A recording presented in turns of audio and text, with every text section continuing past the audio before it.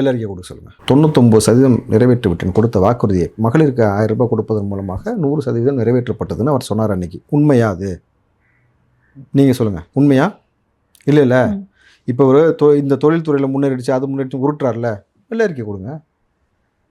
நாங்கள் ஆட்சிக்கு வருவோம், நடக்கும்.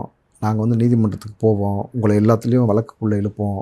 உங்கள் லட்சணம் சந்திச்சிருக்கும் கூடிய சீக்கிரம் பாருங்கள். விஜய் அவர்கள் இந்த 3ஆம் ஆண்டு தொடக்க விழாவில் பேசும்போது பவள விழா பாப்பாவுக்கு பழைய டப்பா உருட்ட தான் தெரியும்னு ஒரு விஷயத்த சொல்லியிருக்காங்க. இது என்ன அப்படின்னா, கிட்டத்தட்ட 75 ஆண்டு கால ஆட்சியை கொடுத்த ஒரு அவ்வளோ பெரிய கட்சியை அவ்வளோ ஈஸியாக எப்படி நம்ம சாதாரண விமர்சனங்களை வச்சுட்டு போக முடியுதுன்னு கேட்குறேன். யார் கேட்டா?